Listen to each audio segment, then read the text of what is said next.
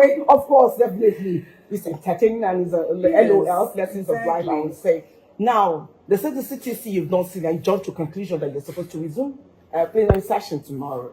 Why don't we pass on that? As a matter of fact, we expect to have this CTC today, but that also will determine our next step in action. The statement I made that day of me resuming on Tuesday was right immediately after the pronouncement of the court that my suspension was unconstitutional and excessive, and that the people should not be deprived representation, that even though the Senate has the powers to punish members, but they should not punish the constituents alongside. So based on that, when my people came home to my house in Abuja, right from the courts, I did mention that, okay, with this victory, we look forward to going to work on Tuesday. But that being said, like I said, we anticipate the judgment, the written judgment, the certified copy, and that will determine the next step. But I'm very positive. But again, like I said, irrespective of me being under suspension, it never hindered me from working. I worked every day. I followed up on a lot of projects every day. I still spoke to ministers. I still followed up with agencies on many projects, so my people will not lose out of the 2025 budget. And that's what you've been saying. Just last week, this school we went to, the Abdulaziz Tamimira College, we lit the entire premises with the solar street lights. Yesterday, you saw us have the groundbreaking ceremony for 2 smart markets in 2 local governments, 80 shops in each, with abattoir and other interesting facilities that ordinary markets should have, like water, toilets, electricity, and plugs in each shops.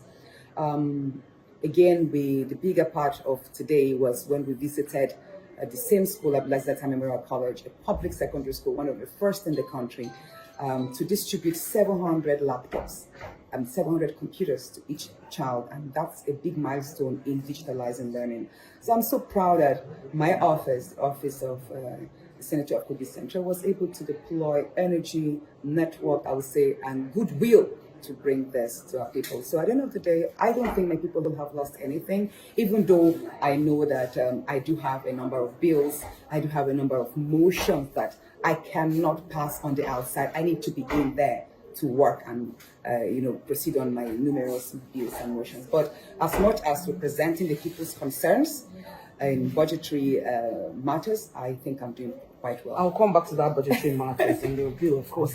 The final question, do you still, with that judgment, did you still have confidence in Nigerian judiciary? Of course I do have. And the judiciary, like every other institution, is not perfect. It's not, you can't even say we're among the top most perfect in the world. But there is a huge room for development, improvement. But so far, even for me to be a senator today, is still out of the goodwill of the judiciary. You know, I went through courts, the tribunal and all that to emerge 6 months after my colleagues had resumed.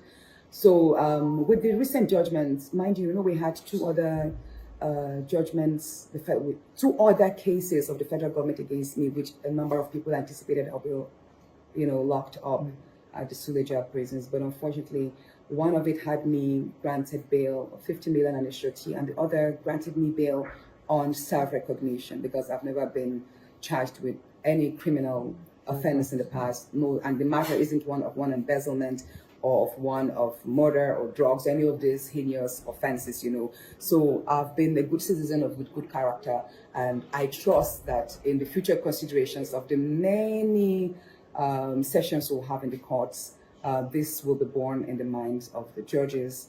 I do have hope that our judiciary is being fair to a large extent now. But again, like I said, there's room for improvement. Okay, finally, my final question is, do you think your pending bills in the Senate will be approved before? Because you have less than 2 years have to be there. You see, the bills are personal. They are sponsored by me. Like especially the gold reserve bill, which is so critical. The gold reserve bill is so critical because that bill alone can transform our nation's economy. We keep losing so much revenue and so many jobs when we do not have accountability from data to the seismic report and what we're able to extract for the benefit of our country and people. We lose so much revenue from gold and many other industries. And I was hoping that by now I would have finished up with the gold bill and moved on to others, like putting legislations for lithium, rare earth minerals, and many other minerals that Nigeria has in abundant quantity, but we do not generate revenue from. So, but these bills are bills that are personal to me, and I can't just transfer them to someone else to do. Probably other senators have their own bills that are of concern to themselves and their constituents. So, but whatever happens, still very hopeful that I will resume to complete and continue my legislative duties, because you see, in as much as I am the senator from Kogi Central, I am the senator of the Federal Republic of Nigeria, which means my constituency as well is the entire nation, especially with regards to the bills, like the gold bill. It's not going to be of benefit to Kogi Central alone, even though we have a lot of gold reserves in Kogi Central, but the entire nation will benefit. So the National Assembly should know that by denying me stay in the chambers and participation in the chambers is denying not just Kogi Central indigenes, but Nigerian women, of which we have only right now 3 female senators out of 108. So we are denying Nigerian women, we're denying Nigerian children, because every woman, every female senator by default advocates for children. You understand? And still, and again, for and by large, the many Nigerians whose ideals resonates with me and whose concerns I'm able to project through my bills and motions. Do you still believe in the leadership of the Senate under Akpabio? Will you still believe in that?